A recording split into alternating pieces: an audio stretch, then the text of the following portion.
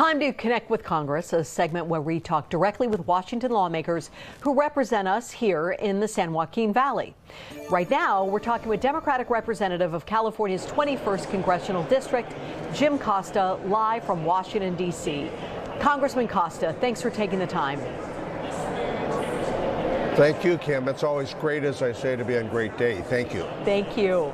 The current administration's proposed $880 billion cuts to Medicaid over the next decade. They'll most certainly impact your district's residents who rely on that program. What are your plans or anything you're trying to do to protect your constituents' access to health care? Well, we've been continuing to raise the issue. 456,532 Medicaid recipients in my congressional district alone. 131,000 people that could lose their, who are food insecure, their access to SNAP. 25,000 people could lose their coverage to the Affordable Health Care Act. This would impact the very basic needs of people in our valley. When you look at the other congressional districts there, the total would be 1.8 million people would reduce or lose their Medicaid benefits. That's not right. Americans want to have fiscal responsibility, but they want to have access to affordable health care, and that's the challenge. And so what we're trying to do is make sure that people understand that this budget that the Republicans are trying to pass provides significant tax benefits to the wealthiest Americans and corporations, but undermines our basic our basic safety net for things that are most important, health care and food.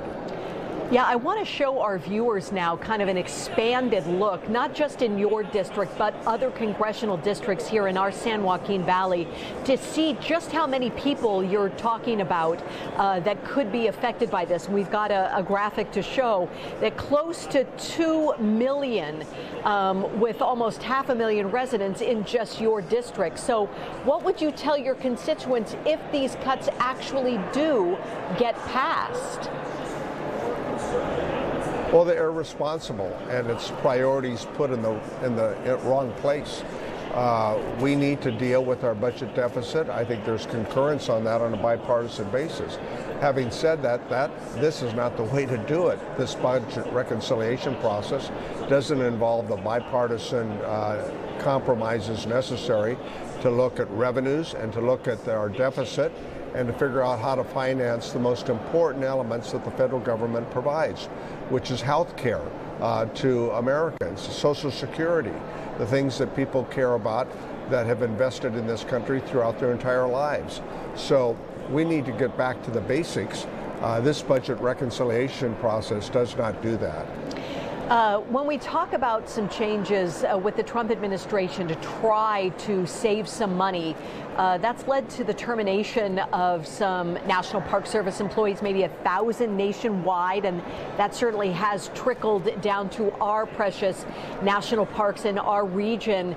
What kind of concerns do you have? We're hearing of custodians gone, maybe the only doctor at a national park gone, the only locksmith, etc. Well, it's just not right. The efforts by Elon Musk and Doge are blue smoke and mirrors as it relates to savings and cost efficiencies.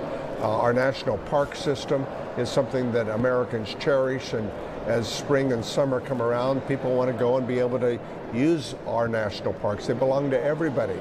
Our inspection of food to ensure that we have food safety by the United States Department of Agriculture is absolutely essential.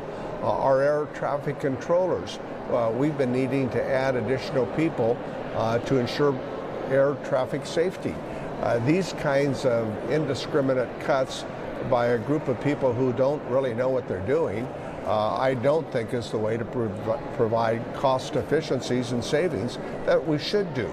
But this is going about it wrong-headed, and it's about blue smoke and mirrors that Elon Musk is creating that does not go to the heart of the deficit problems that we have. And we're going to try to do everything to maintain those budgets for research, for health care, for University of California, San Francisco, and others on important cancer research that are, I think, what where Americans think our dollars should be spent. Congressman Costa, I sadly only have about 30 seconds left, but I need to get your take on the recent shift in U.S. policy, saying now that the U.S. does not believe that Russia is at fault in the Russia aggression war with Ukraine. That certainly is a concern with other European allies as well. What do you think this implication may hold? Well, I'm very frustrated. It's a lie. Russia invaded Ukraine 3 years ago on Monday. That's a fact. President Putin is a war criminal. That's a fact. The efforts that we have been engaged in to protect Ukraine's sovereignty is what America and our European allies stand for. And the vote on Monday's UN resolution was shameful, siding with Russia, North Korea, Iran, dictatorships. That's not America. That's not what we stand for. That's not the beacon of light that Ronald Reagan talked about in tearing down this wall, Mr. Gorbachev, tearing down this wall. And we need to get back to where America's values are. Congressman Costa, thank you very much for joining us live from Washington, D.C. this morning. We appreciate it. Thank you. Great day. We'll be right back.